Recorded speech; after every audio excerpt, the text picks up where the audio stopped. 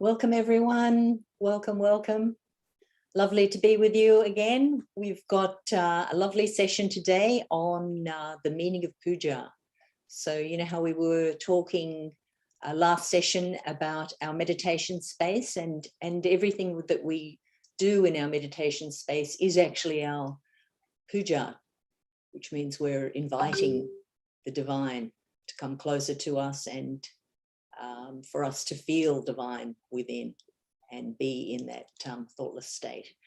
But we have Vara, who's going to be with us today and take us through the meaning of puja and the importance of it as well. And also he has a lovely video of Shri Mataji describing puja as well. So also be there for the end. And ask any questions because Vara will be happy to answer them, and of course, as any of us will. We also want to make a video Christmas card, if you will. So we want to get everyone to open their videos, and we'll just take a little video clip of us all saying hi, and we want to just present that on our own meditation space at our centre. Of all of you who are meditating with us up until this time. So without any more chit chat from me, I'm going to hand over to Vara. So welcome, Vara. Come on down. Hi, Lynn. Hi, Vara. So that's a necessary introduction. It's not a chit chat. It's the most important bit. Hello, everyone. I can see Ami, Madhu, Niriram, Sundri's once. That's a new name. Hello, Sundri. We got Paul and Chubra. Varaj. What's Hello. that? Sundri's been part of the program, so she's not brand new. All right. Yes. Sorry, Sundri. It's me who's in and out, so I didn't know. Okay. So you, all of us, the presenters have been practicing Sahaja Yoga meditation for quite a while, most of us. And then you have, all of you have joined. And when Lynn asked me to talk about puja, I was trying to think about my journey. And I thought it's sort of three phases, you know, when the reason why you ended up here is probably the origins of some sort of dissatisfaction or some sort of scarcity in your life. And then for the ones who have a bit of a spiritual disposition, they may be seeking something. So nothing is coincidental, but we do think that it is. You know, I was thinking about meditation, and then these Sahaja Yoga people have a session, and gosh, it's free, you know. After 4 weeks, 5 weeks, 6 weeks, they might be coming up with a bill, or you know, or they might be chasing for my house or gold when I die, or something like that. So you go over that, a little bit doubts, and then said, you know, I might give it a shot as well. You know, if they ask me for an invoice, I'll walk away. That's a pretty decent strategy. So that's phase one. And then second phase is, well, I've been investing this much time. What am I getting out of it? So you might be thinking of, you might be experiencing these physical benefits. Like in the beginning, you know, we talk about vibrations and cool breeze and stuff. And you might start with, this is a load of nonsense, but I'll still stick around. Maybe there is something I don't want to miss out. And you end up actually feeling the vibrations. And the physical effects are that you might be feeling calm, you might be feeling that your sleep quality has become better. Then you think, oh, well, for a 30-minute investment of listening to these guys, it looks like I'm getting something, so I might just continue. So that's phase two. And then comes the important phase, with something more substantial. So you might realize some pretty in-depth behavioral change. As in, something happens in the family, at work, wherever, at a shopping center when somebody cuts the queue or whatever happens, and you react in a certain way. And then in your quiet moment, you might think, oh, I usually react in a certain way, and somehow I felt I was a little bit more mature in the way I dealt with a particular situation. Could be anything, your kid annoying you, and then your first reaction is not to smack the kid out, maybe, and then you think, oh, I'll try a different strategy, and so on. And then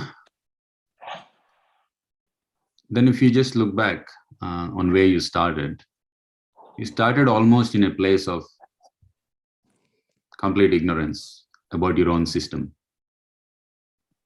And then you ended up in a session which is totally inspired by Shri Mataji Nirmala Devi and the volunteers, people like us who are doing this. And then you realize these fundamental behavioral changes. If you take your life before that, we're all born in a family. We don't really have a choice.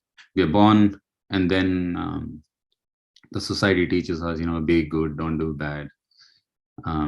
If you get angry, control yourself. If you get any of that unnecessary emotions, be good. And it's a difficult thing. It's so difficult because the genetics of our parents, they come in, and then I don't think anybody is born like super perfect, like the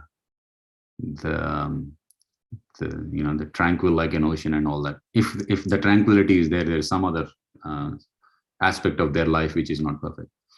And then with this is a constant struggle. Oh my gosh, you can't do this because it's not good for the society, it's not acceptable, mom will get mad at you, dad will get mad at you, friends may not be happy with your behavior. So it's a constant struggle. And even if you mentally train yourself, it's a thankless process because you keep dropping the ball. From that kind of background, you look at Sahaja Yoga and what it has done.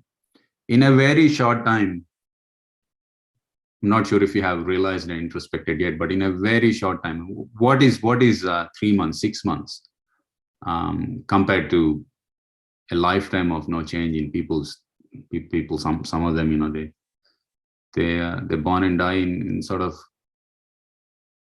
driven by their animal instincts, I do because I feel like doing this. So compared to that, within six weeks, I'm not sure how long you've been coming to the sessions, but let's say worst case 6 months. In 6 months, fundamental changes happening is probably unheard of. And if you look at all the religions, they all are propagating that fundamental change in us. We are not animals. We are animals, but we are humans, so we cannot be driven by the animal instincts.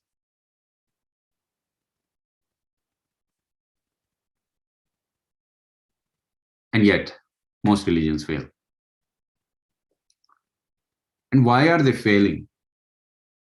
Because they're not addressing the fundamental mechanisms that are driving our mental, emotional, and physical sides of the body. And all this has happened because of Shri Mataji, and we have to really recognize that. And that reason for recognition is an utterly selfish motive. The more you recognize, actually that's a good point. Can everyone hear okay? So the more you recognize that, the better it is, for the simple reason. All our subtle systems, all of us in our subtle systems have deities. And these deities have to be pleased. And when you please a deity, it's not like, hey, deity number 1 in Muladhara Chakra, look after me, mate. It doesn't work like that. And you might ask why. It doesn't work like that for the same reason of child behavior, you can say. So when my daughter comes to me, or actually my daughter doesn't, my son comes to me, this, nice smiling face, and he looks at a chocolate on the table. He knows very well that if he comes to me and says, Daddy, I want a chocolate, he won't get it. So he comes with his smiling face, looks at the chocolate, does all these, charming stuff. And very likely, more likely that he'll get that with that kind of attitude rather than coming into me and say, I need chocolate. It's very similar. So when we are doing things like setting up a nice meditation space that I think Kanak explained to you and Lynn was just referring to it, that is what you're doing. You are trying to please the deities in your energy centers. And no doubt you're trying to please Shri Mataji, because she is the only reason why we could achieve these fundamental changes in our life within six weeks. And for people, and once we recognize that she is special, purely again for a selfish reason, the centers start to get stronger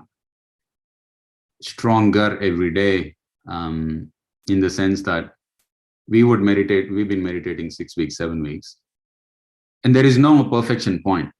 Unfortunately, there is no perfection point. Reason is you will still live a life, because we don't do the escapist route wherein you go and sit in the Himalayas, put your backside on a chill ice, no family, no life, no worldly matters to deal with. Clearly, you can be in meditation for longer, but what is the use? So when we are living our life, we have the troughs and crests. So we keep falling down, and that's the reason why there is a shortcut. I think it's a shortcut when you offer a flower to Shri Mataji's picture, and in turn the deities gets happy, and in turn your energy centers become stronger, and in turn the tendency for you to go off balance to the left or to the right reduces. So I would define puja as this absolutely selfish enterprise that you do to make yourself much better, much faster. So before we listen to Shri Mataji's speech today, let's raise our Kundalini again, as you would.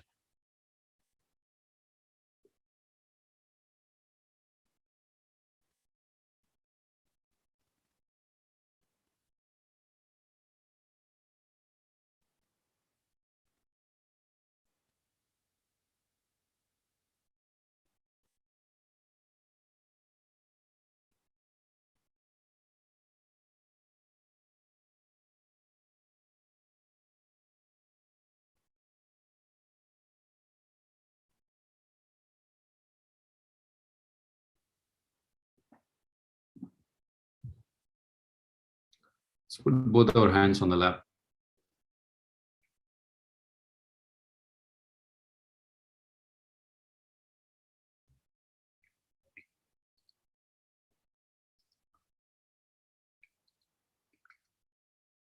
Lynn, can you share the subtle system of Shri Mataji's photograph, please?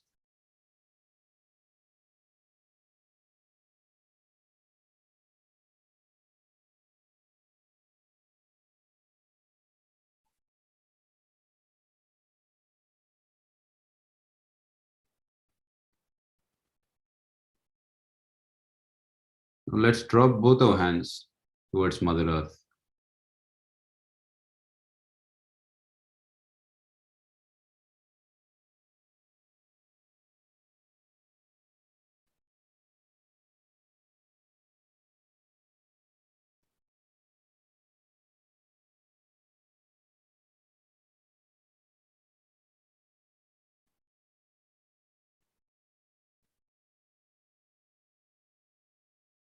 So Shri Mataji, please bring me into balance.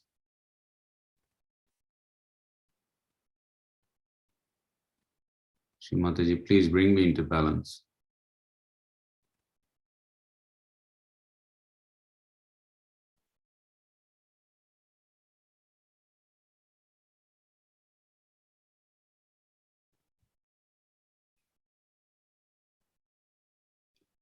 Let's put our left hand on the lap and right hand on the forehead.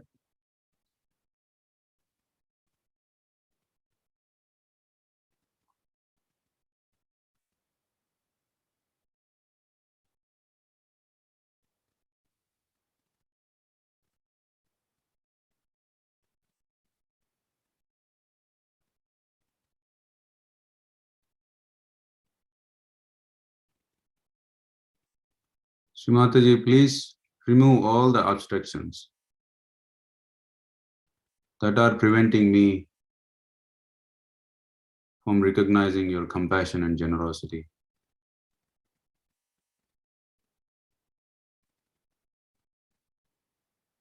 Shri Mataji, please remove all the obstructions that are preventing me from recognizing your compassion and generosity.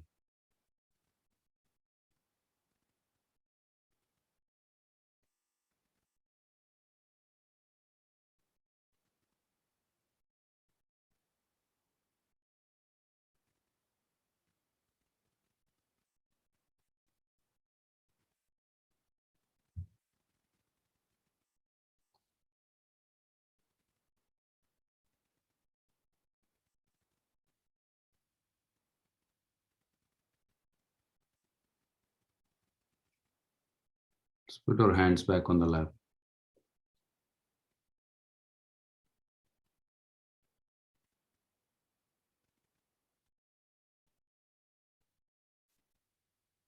Mother, by your grace, please help me in experiencing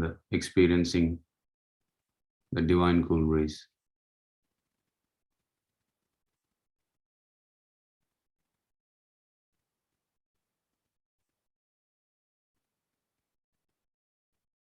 Mother, by your grace, please shower me in the divine cool breeze.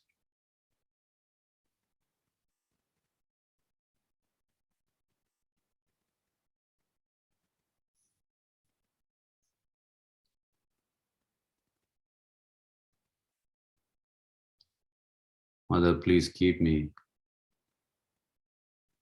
in the state of meditation.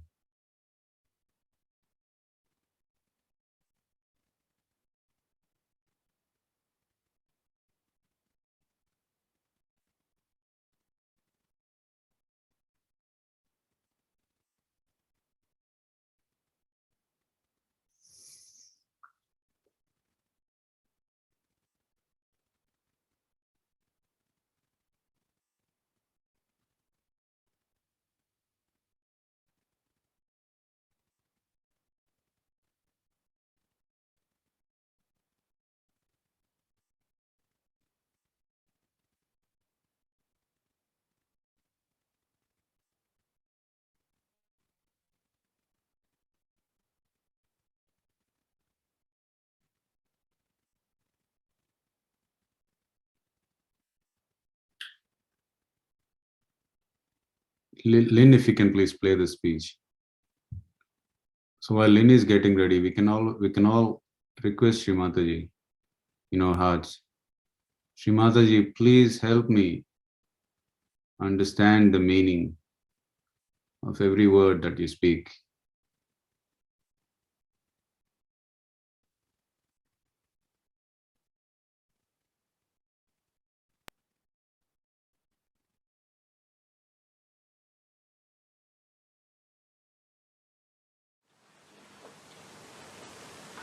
All right, first I would like to tell you about the meaning of puja. There are two aspects. One is the aspect that you have got your own deities within yourself, and these deities are to be awakened within you. Deities are the different aspects of one God. So on one side you have the deities, is the aspects of God which are all the time awakened, On the other side, you have your own deities, which are sometimes awakened, sometimes half awakened, sometimes sleeping, and sometimes sick. So you have to use two methods. One, to please the deities of God and to ask them to bless your deities, or to ask them to awaken your deities. So by doing the puja means when you offer anything that you have got, to offer anything that you offer is say flowers. If you want to offer flower to God, you don't have to speak anything. You have to just offer that this is for you. Anybody can understand offering is for that. You don't have to have even a tongue. Even if a blind man is there, if he wants to give you something, he can just give you like this.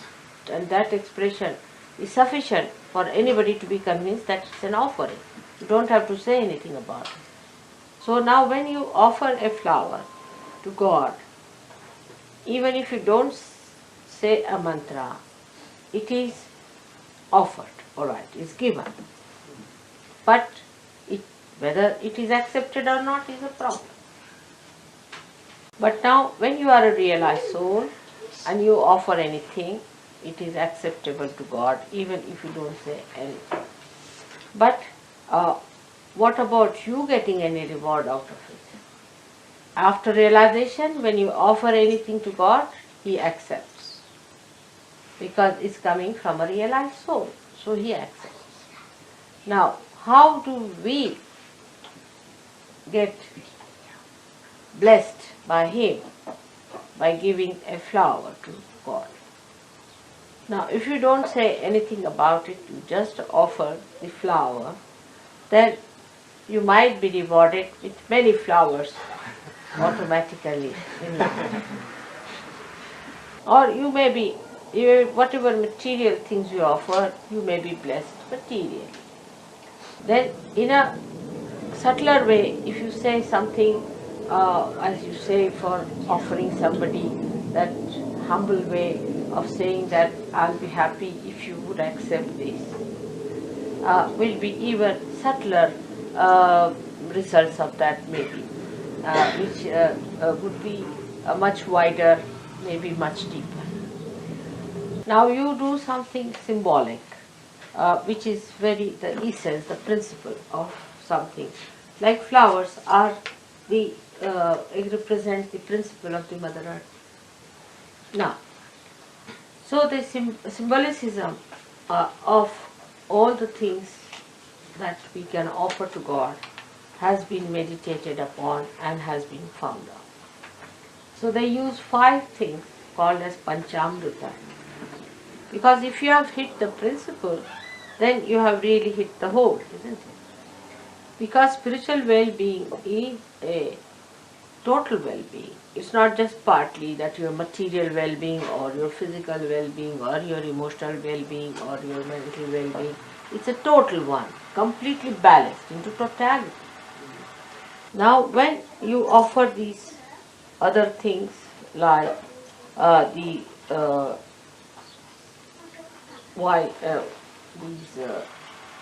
we call them akshatas, with the this what do you call it? Turmeric rice. See this yellow thing. You see? When you offer this, you know the yellow color is that of the Swadhisthana chakra. And rice is very dear to all the gods. Now there's a trick in it because it's a human trick. Gods are fond of rice. So they put turmeric on it. Means that we offer to you a rice which is yellow colored, means you should give us blessings of our creativity. When you eat it, more creativity will flow and we'll be blessed by that creativity. It's a trick. The whole thing of puja is the trick of human sayings. You see, how to trick God to give more blessings. But whatever God likes has to be auspicious and holy. So ultimately it works out for the holiness of saints and their simple hearts. Now the puja cannot be done by a person who is not a realized soul. A person who preaches also has to be a realized soul. The one who does namaz has to be a realized soul. The one who prays has to be a realized soul. So all the utensils that are used are to be worshipped in a way that they are to be holy things. They are to be respected things. You cannot use anything save the one you are using in the bathroom and use the same thing for the puja. It is absurd. Three things are very important. Is a ghata, this one is the vessel. Vessel that contains the kundalini, the vessel that contains the primordial desire within us to get to God is first to be worshipped. Our desire is the ghata, is the one made here, and on top is called as a Shri Phala. Shri Phala means this also has got water in it. If you see, this coconut has this represents the coconut represents the same thing. Now in the subtler form, it is the water of all the rivers of the world, rivers. And the coconut is the water of all the oceans. The water from the ocean or sea rises through the tree trunk of the coconut and becomes sweet water in the coconut. It's a symbolic thing. So this is the vessel called Ghata Puja. This is the Ghata Puja. Now I don't want to go to details today because we have to talk about Ganesha. The same is, now that is water, alright. Then we have to worship Ghanta and Shankha. These are two representing the sound. Actually the Shankha represents the ether. Then we have the Deepa, this one. It's the light, represents the light element called as Tejas. Normally also to the goddess they also give her a fan which represents the air element. So this is how all the five elements are pleased beforehand using them. So the essences of these, or the causal essences of these five elements should be pleased at this time. Now there are also all kinds of other things like your family deities you might be worshipping in your family. Some deities, they should not be also at this time upsetting the puja, or maybe the forefathers who are dead. All these things are to be quietened so that they should be told that this is a puja like this and you do not disturb us at this time. Means even thoughts should not come, their thoughts or their any disturbances. So everything is to be first made into peace. Now this is the one aspect I have told you in short, because it's a very long thing. If I have to speak about it, I'll have to speak at least 3 times and in 3 hours each time. Still it may not be finished. Now we come to the second aspect, which question I asked you, how do you get benefited by it? So apart from this technique, to have the best effect or the blessings or the best flow of the grace within us, we say mantras. The sound of mantras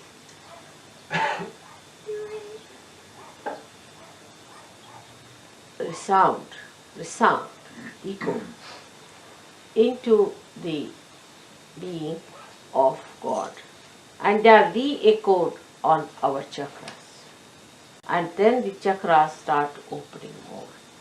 So the flow of the grace of God is received. But only a realized soul should chant a mantra, because without connection, how will it reach God? It is a vicious circle.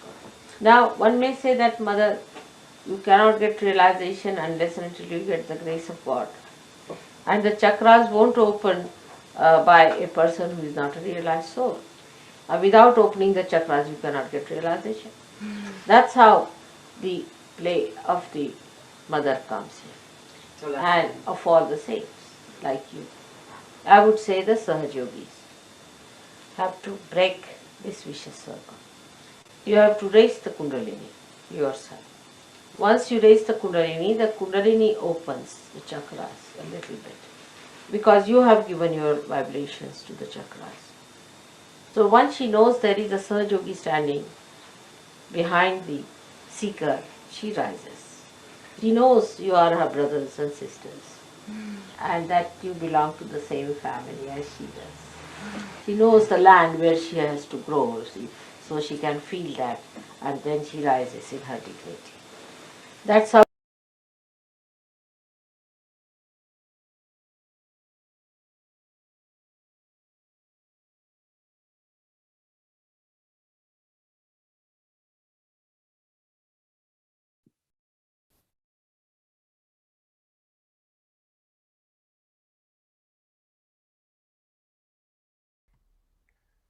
Sorry, Bhaiya, we can't hear you. Let's put our hands on the lap.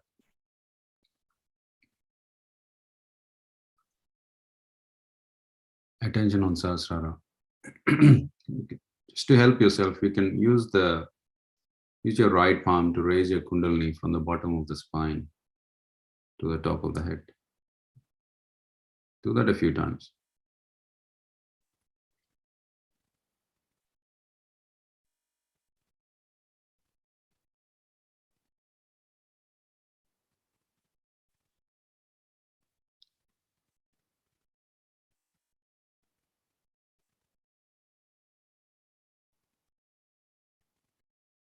When the attention is settled, bring your hands back onto the lap.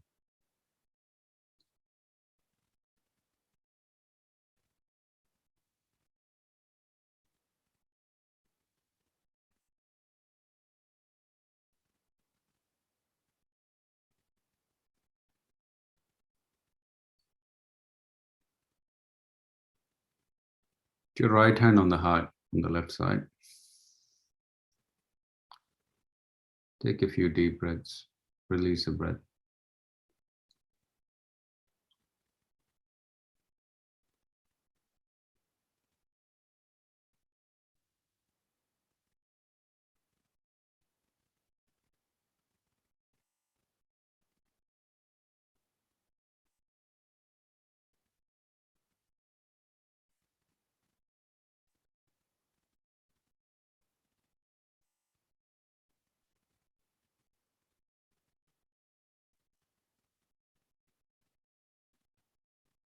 In your heart, with love towards Shri Mataji, you request, Mother, please help me feel your grace.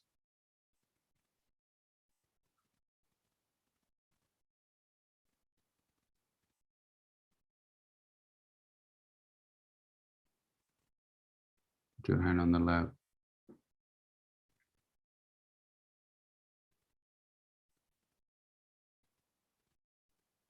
Mother, please help me feel the grace of all the deities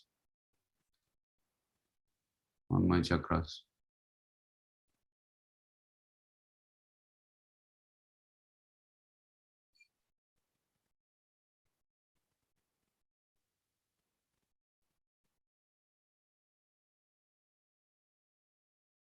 Mother, please help me to stay in the state of meditation.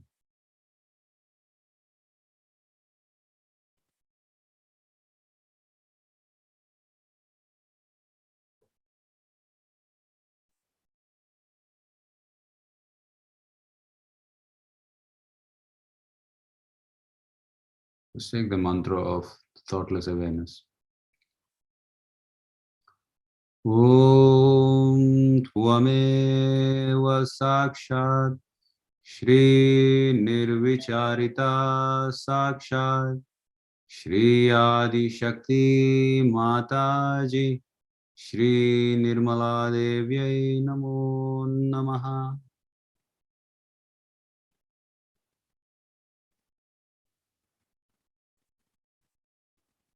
Mother, please help me in staying in thoughtless awareness.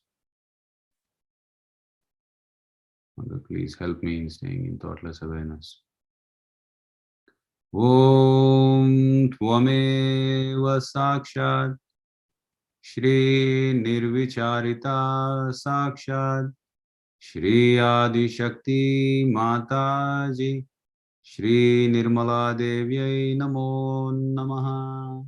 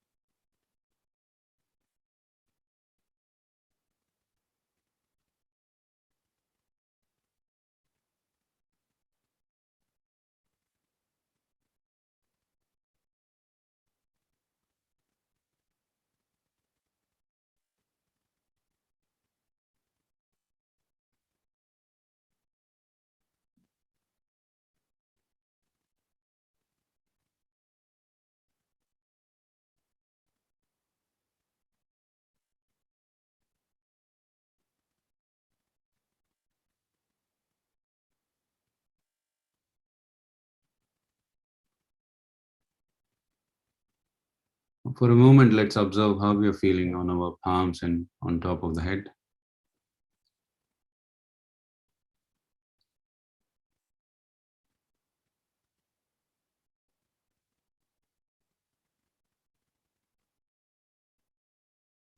If you're feeling anything other than a cool breeze, get in touch with your mentors.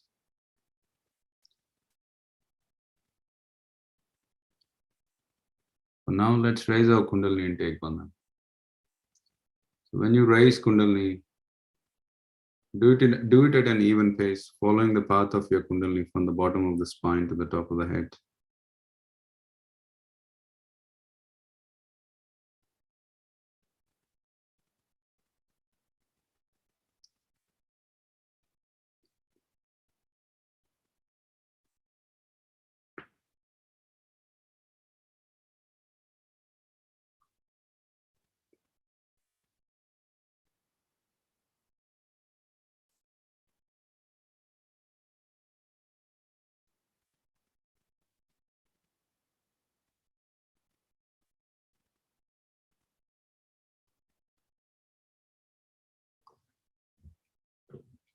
All right, that's it for today. Over to you, Lynn, for the photo shoot.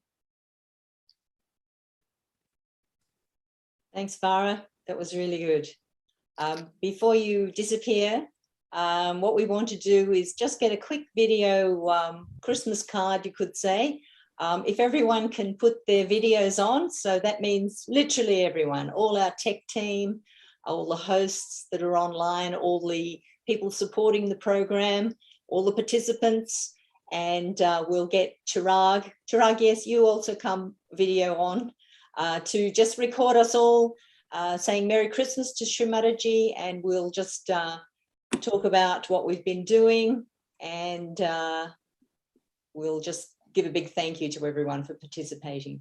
You have a 2-minute break, Lynn. I have to get my lipstick and face. Oh, yes. Let's cream on. let's have a 2-minute break for Vara to get his lipstick. All right.